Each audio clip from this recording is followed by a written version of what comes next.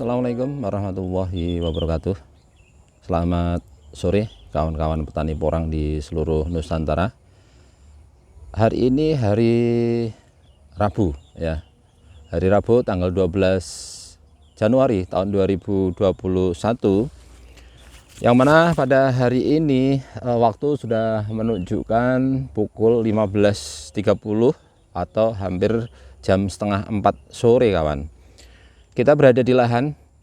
Nah, lahan ini kita kenalkan lagi adalah lahan yang berada di MDPL 350 yang dulu kita tanam menggunakan bibit umbi. Umbinya umbi mini, ada yang isi 50, ada pula yang isi 3. Nah, perkembangannya luar biasa kawan. Yang di sekeliling saya seperti ini daunnya sudah nampak hijau, sudah tua. Yang lainnya yang di belakang, yang di sisi-sisi juga semuanya sudah tumbuh dengan hampir sempurna karena mayoritas sudah mulai memunculkan tunas susulan yang kedua kawan.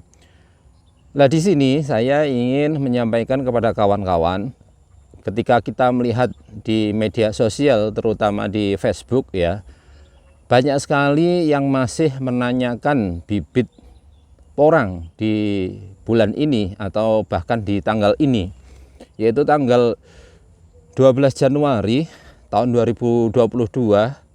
Padahal untuk menanam porang itu tidak seperti kita menanam tanaman komoditi yang lain kawan. Contoh misalnya kita mau tanam jagung ya, ketika kita mau tanam jagung berarti ada lahan, ada sedikit air, maka otomatis kita berani tanam. Apalagi jagung termasuk adalah butuh asupan air sangat sedikit. Kemudian yang kedua, ada padi. Nah, padi pun sama, ketika ada lahan, lahannya ada air, irigasi oke, kapanpun, di bulan kemarau pun tidak masalah ditanam. Akan tetapi porang berbeda dengan komoditi yang lain. Dia itu ada masa hidupnya. Nah, apa yang terjadi kalau kita menanam porang di luar dari jadwal atau bisa dikatakan timing tanam porang yang tepat? Yang terjadi adalah pernah kita sampaikan di video sebelumnya, ini hanya menegaskan saja karena dengan melihat banyaknya yang beredar di media sosial, barangkali nanti kawan-kawan yang ingin tanam porang dan kemarin-kemarin itu sudah mau mencari bibit, semoga saja nanti bisa paham, bisa memaklumi. Di sini juga dengan tujuan adalah agar tentunya kawan-kawan petani yang ingin mencoba menanam porang tidak mengalami kegagalan kawan.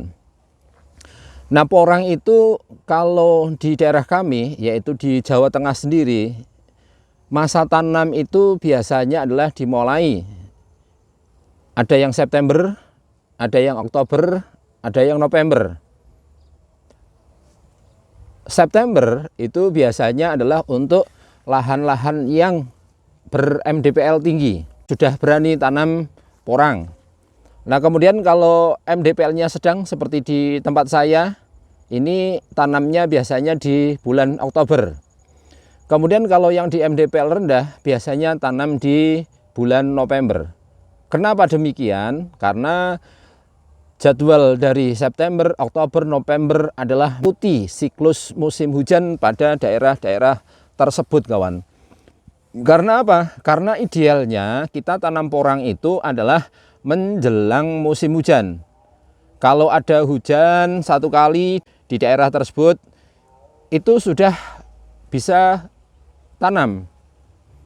Dan kemudian kita juga harus memperhatikan input bibit yang kita masukkan ke lahan itu katak mini, biji bunga, ataupun umbi mini, ataupun umbi ukuran besar. Ini nanti akan berpengaruh.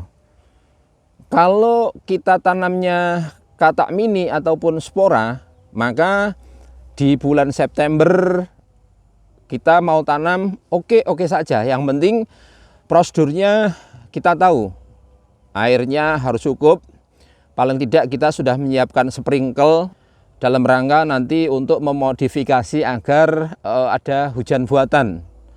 Nah, kemudian kalau kita tanamnya dari umbi-umbi, ya berarti kita bisa tanam di bulan Oktober atau pertengahan Oktober, baik di MDPL rendah maupun MDPL sedang.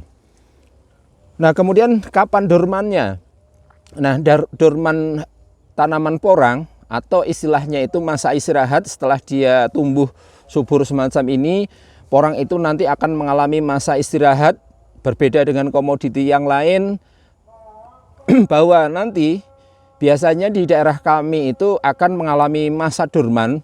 Kalau yang berasal dari umbi-umbi ukuran mini semacam ini umbi-umbi kecil, nanti bisa dorman di bulan mulai April. Nah, kemudian kalau yang umbi-umbi besar, dia mulai roboh batangnya nanti di bulan Maret.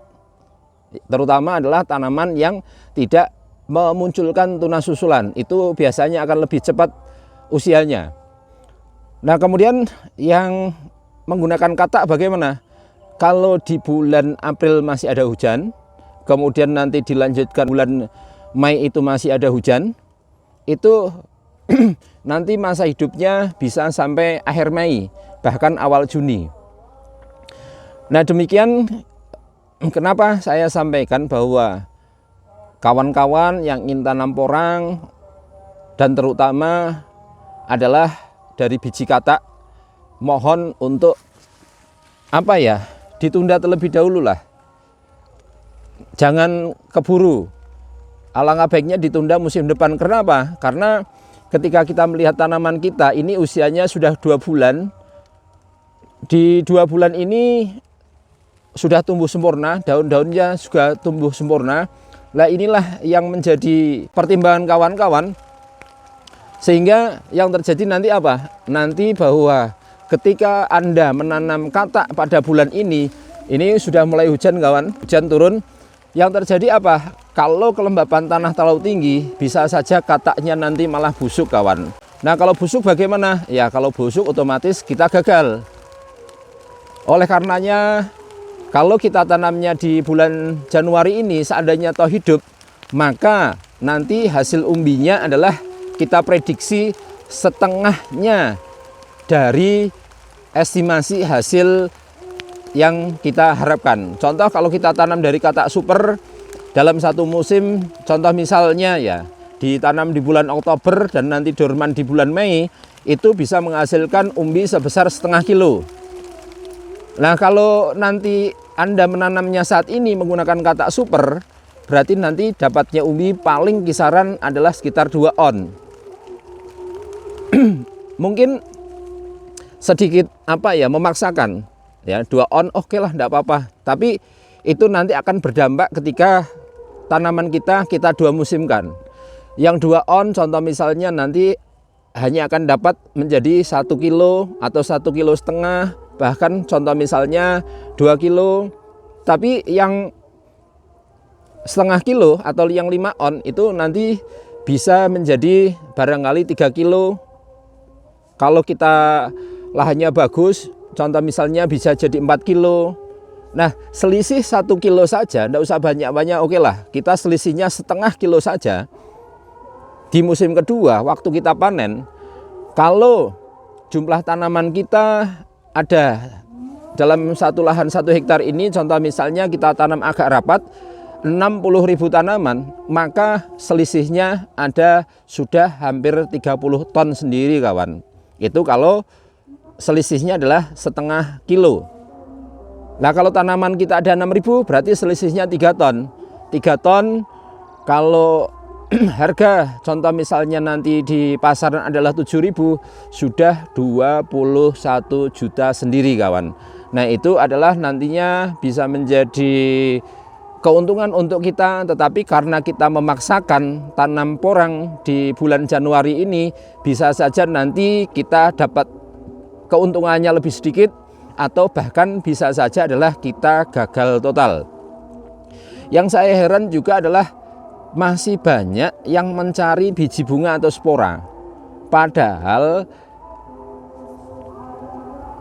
kalau kita tanam biji spora, mau mendapatkan umbi yang ukurannya contoh misalnya setengah on saja, itu kita harus menanamnya dengan agak awal kawan.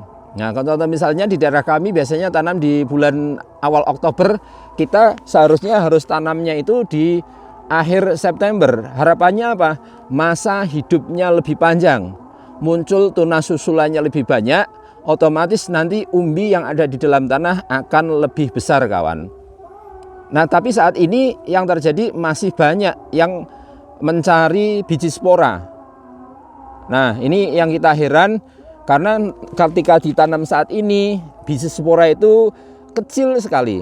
Dia tidak tahan terhadap panas dan juga tidak tahan terhadap kelembapan tanah yang terlalu tinggi. Kalau hujannya sudah setiap hari, otomatis lahan kita sangat lembab, mudah busuk kawan. Kalau panas pun dia sudah mudah mengering. Oleh karena itu, kalau kawan-kawan itu mau, ya, kita hanya mengingatkan saja bahwa kita tunda dulu lah tanamnya. Kita sambil, kalau kita belum tanam, ya, kita bisa belajar dulu kapan timing tanam yang tepat, pupuk dasar yang dibutuhkan apa saja, kemudian cara perawatannya apa saja, itu nanti kita aplikasikan total di musim yang akan datang kawan.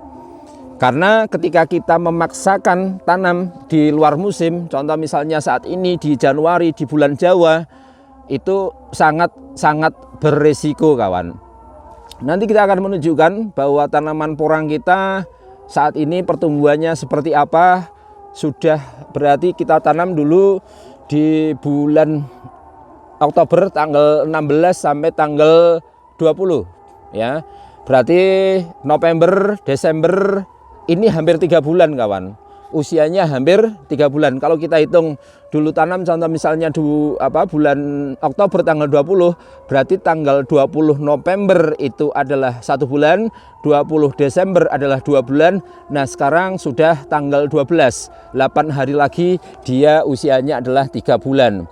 3 bulan kalau kita bongkar umbi di dalam tanah, dia sudah menghasilkan umbi baru. Nah, kalau Anda tanam saat ini, kita sudah dapat umbi, Anda baru memulai start. Kita nanti sudah mulai dorman, tanaman Anda baru mulai mekar. Nah, kalau mulai mekar sempurna dan dia baru tumbuh tunas susulan 1 dari bawah, apa yang terjadi?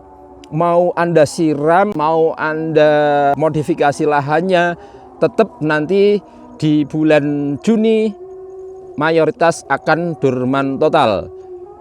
Nah, itu bisa diamati dari kawan-kawan petani porang yang kemarin ada cuaca ekstrim 10 hari tidak hujan, daunnya padahal sudah hijau, sudah tua semacam ini, tapi pada pinggiran-pinggiran semacam ini gosong kawan. Nah, terlebih nanti ketika di bulan Juni, contoh misalnya hujan itu sama sekali tidak turun, apa yang terjadi? Tanaman kita akan mati. Walaupun kita tanamnya contoh misalnya saat ini dan kemudian harapannya nanti yang lain sudah dorman, tanaman Anda masih hidup, tidak. Nanti bisa diamati. Ini kita hanya mengingatkan agar tentunya agar kawan-kawan petani tidak mengalami gagalan, karena timing tanam yang tepat itu sangat mempengaruhi hasil dari budidaya porang kawan. Kita mencoba beberapa kali bahwa ada yang kita tanam di bulan September, itu di belakang ada yang kita tanam di bulan Oktober yang di lahan ini mayoritas. Kemudian ada pula yang kita tanam di bulan November yang di MDPL-nya selisih 50 di lahan sebelah sana, itu hasilnya juga seperti itu kawan. Nah, oleh karenanya agar kawan-kawan tidak barangkali masih semangat-semangatnya ingin tanam sekali, maka rekomendasi terakhir adalah bibit yang sudah di polybag. Tetapi yang perlu diingat, kalau Anda akan tanam di lahan terbuka semacam ini, bibit polybag tersebut riwayatnya harus yang disemai di lahan tidak di bawah naungan. Karena apa? kalau dia dari awal disemai di bawah naungan, kemudian dipindah di lahan terbuka semacam ini, saya yakin 2 minggu sampai 1 bulan dia akan mengalami stres. Sulit untuk bangkit, tegak batangnya susah. Nah, tetapi kalau Anda itu mengambil bibitnya yang polybagan, itu adalah yang berasal dari semaian yang di lahan terbuka, dari pagi sampai sore terkena sinar matahari, maka kondisi lahan akan sama seperti yang ada di lahan terbuka ini, sehingga akan mengalami stres. Oke, stres ya, tapi hanya beberapa hari, kemudian nanti dia akan tegak kembali, daunnya akan hijau kembali. Tetapi kekurangan yang terjadi ketika kita tanam polybag adalah biaya tanamnya sangat mahal, kawan. Kita sudah mencoba bahwa tanam jumlah 1000 tanaman berpolybag itu membutuhkan waktu 1 hari untuk 4 orang. Yang 2 orang itu bagian bawah dari atas ya, membawa polybagnya itu dari atas ya. Kita kan bawanya hanya satu keranjang, yang 2 orang adalah yang bagian tanam. Toh terlebih kalau lahan kita jauh dari akses kendaraan, maka yang terjadi biaya tanamnya akan sangat mahal. Berarti kalau kita tanam lahan 1000 dengan jumlah tanaman 6000 tanaman, itu kita butuh biaya tanam adalah 4 orang kali 6 hari atau 24 hari kali, kalau HUK di daerah kami contoh misalnya 80.000, ya tinggal mengalikan saja. Padahal kalau ini lahan 1 hektar ini kita tanami menggunakan bibit umbi ataupun bibit katak yang di bawah, padahal tanam kita juga rapat, kita hanya butuh waktu 4 hari, kawan. 4 hari 5 orang itu hanya 20 di lahan 1 hektar ini. Nah, oleh karenanya mohon pikirkan kembali, mohon pertimbangkan kembali. Kita tidak melarang Anda yang sudah ngebet pengen nanam porang, nah kemudian kita bukan, tapi ini lebih kita mengingatkan sesama petani porang, harapannya bisa sukses bersama-sama. Kita juga berharap semoga saja hasil panen kita nanti akan dibeli oleh pabrik dengan harga yang lebih pantas dibandingkan dari musim lalu, kawan. Karena apa? Karena ketika hasil panen kita dibeli dengan harga yang lebih layak, otomatis petani akan lebih sejahtera. Kalau petani sejahtera, insya Allah ya, negara akan dikdaya. Itulah yang dapat kita sampaikan. Nanti kita lanjut. Ini kalau di belakang kita, kalau kita lihat itu tanamannya sudah hijau-hijau, kawan ya, sudah hijau-hijau yang di belakang saya itu. Otomatis kalau Anda menanam saat ini, kita sudah hijau-hijau, sudah mau menghasilkan katak, Anda mau start, otomatis keterlambatannya sangat jauh. Alangkah baiknya ditunda terlebih dahulu, kawan.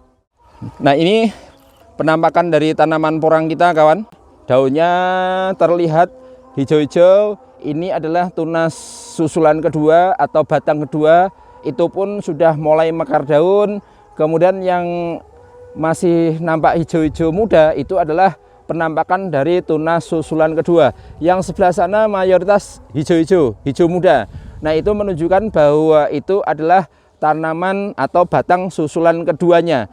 Kalau yang sebelah sini masih hijau tua, tunas susulan dari bawahnya belum begitu kelihatan, hanya beberapa saja. Ini ya, yang sebelah situ, yang sana. Nah, ini kita sudah memunculkan tunas susulan kedua, Anda baru akan mulai tanam. Oleh karenanya insya Allah nanti hasilnya dibandingkan dengan orang yang tanam timingnya tepat akan sangat berbeda jauh, kawan. Itulah alasan mengapa kami mengingatkan kepada Anda yang ingin tanam porang di bulan Januari ini, stop. Uangnya ditabung terlebih dahulu. Kemudian kita belajar dulu dalam 1 tahun. Kira-kira kita mau tanamnya di mana. Kalau MDPL-nya agak tinggi, siapkan lahan yang berada di lahan terbuka semacam ini. Kalau MDPL-nya agak rendah, maka tanamlah di bawah naungan atau kita akan memodifikasi lahan terbuka ini, kita tanami jagung dulu, baru setelah jagungnya tumbuh sekiranya 50 cm, baru kita masukkan bibit porang kita ke dalam tanah, kawan. Itulah cara memodifikasi lahan di bawah naungan, tentunya agar porangnya lebih aman, kawan. Itulah yang dapat kita sampaikan, kawan. Semoga tidak terjadi lagi kawan-kawan yang mengalami kegagalan dalam budidaya porang. Kalau toh ada 1-2 yang terkena hama, baik jamur ataupun penggerek batang, dari jumlah tanaman yang begitu banyak, itu hal yang lumrah atau hal yang biasa. Tidak ada yang sempurna 100%. Tetapi kalau Anda tanam satu lahan, kok semuanya ada 50% yang nanti tidak tumbuh, nah itulah yang menjadi kendala, bahwa gagalnya bisa dikatakan tidak balik modal, kawan.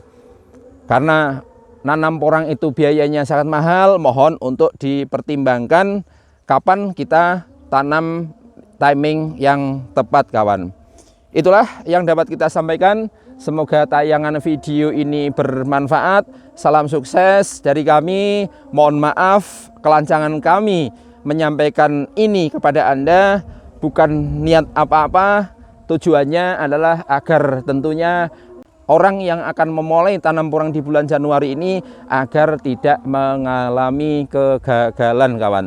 Terima kasih, selamat sore. Assalamualaikum warahmatullahi wabarakatuh.